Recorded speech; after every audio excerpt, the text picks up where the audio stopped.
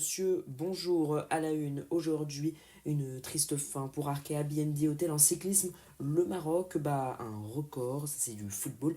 Et Léon Marchand. Notre édition est aujourd'hui soutenue par My Future Gift. Que vous ayez besoin d'une idée cadeau, que vous ayez envie de vous remettre au sport ou tout simplement de faire personnaliser une casquette ou un t-shirt, rendez-vous sur myfuturegift.com.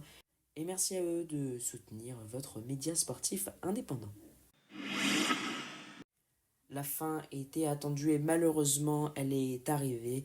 Emmanuel Hubert, manager général d'Arkea BNB Hotel, a confirmé la disparition de cette équipe auprès des salariés ce matin par message. Il a expliqué qu'à la date butoir du 15 octobre, il n'avait pas été en mesure de trouver des partenaires financiers en vue de la saison prochaine et donc de remplir les conditions requises par l'UCI.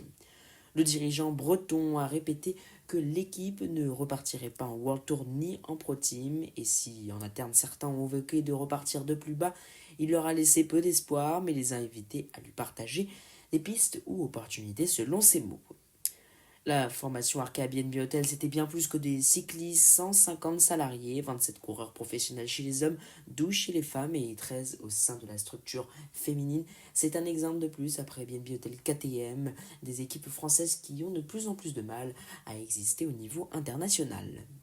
Sur les routes, vainqueur en solitaire du Tour de Vénitie ce mercredi à Vérone, Isaac Del Toro a conclu sa saison par une nouvelle victoire. C'est sa 16e cette année. Le Mexicain devance notamment Pavel Sivakov et le Norvégien Johan Abrahamsen.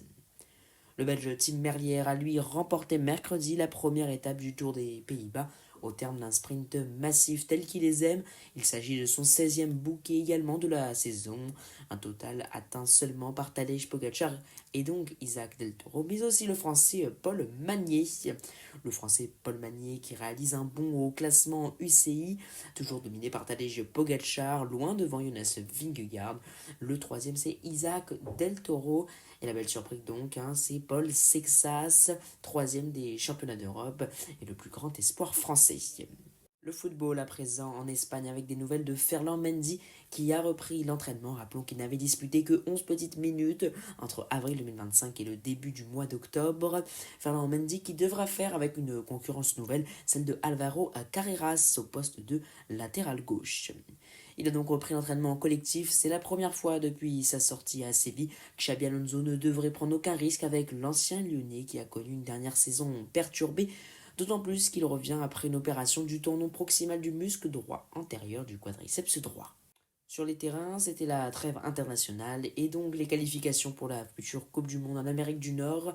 Ce mardi soir, l'Angleterre s'est imposée en Lettonie 5-0 dans le cadre de la 8e journée du groupe K des qualifications de la zone Europe. Ce succès aisé permet aux Three Lions de décrocher le premier ticket de l'UEFA pour ce mondial pour un club européen. Rappelons les autres pays qualifiés, les États-Unis, le Canada et le Mexique, les pays hôtes. Le Japon, l'Iran, la Corée du Sud, la Jordanie, l'Ouzbékistan, l'Australie, le Qatar et l'Arabie Saoudite sont qualifiés pour la zone Asie.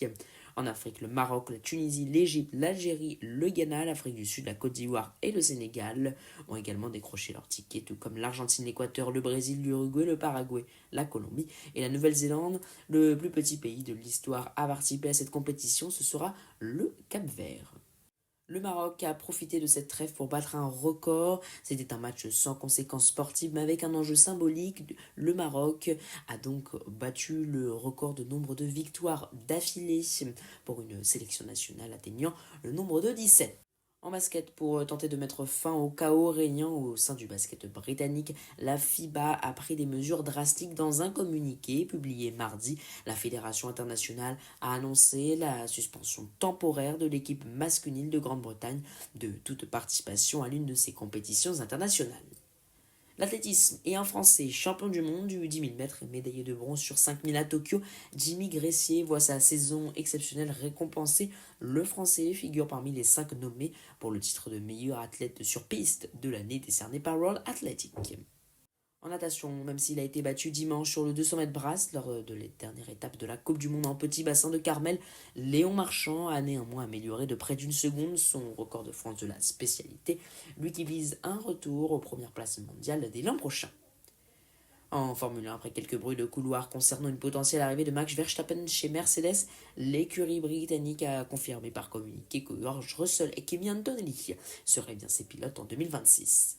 Le programme à présent, la Coupe du Monde U20 qui a lieu en ce moment et la France peut décrocher un ticket en finale. Pour cela, il faudra battre ce soir à 22 h le Maroc. Demain matin à 1 h, l'Argentine et la Colombie s'affrontent. Ce vendredi en club, la Ligue 1 reprend après la trêve internationale avec un choc au sommet puisque le champion en titre et vainqueur de la dernière Ligue des Champions, le PSG, accueille une équipe de Strasbourg qui talonne le haut du classement et qui a déjà montré toutes ses ambitions pour conquérir une nouvelle place européenne dès l'an prochain. Voilà, vous savez maintenant tout. Merci beaucoup d'avoir suivi l'œil du sport. Et puis, comme je vous le dis si souvent, soutenir votre média indépendant favori, c'est également soutenir ses partenaires. Et pour cela, allez visiter le site myfuturegift.com et n'hésitez pas à commander une petite décoration pour votre maison, le futur cadeau pour votre meilleur ami, mais également des équipements sportifs. Abonnez-vous, mettez un commentaire, un petit pouce. Pour ma part, je vous donne rendez-vous samedi soir exceptionnellement pour un nouveau point sur l'actualité sportive.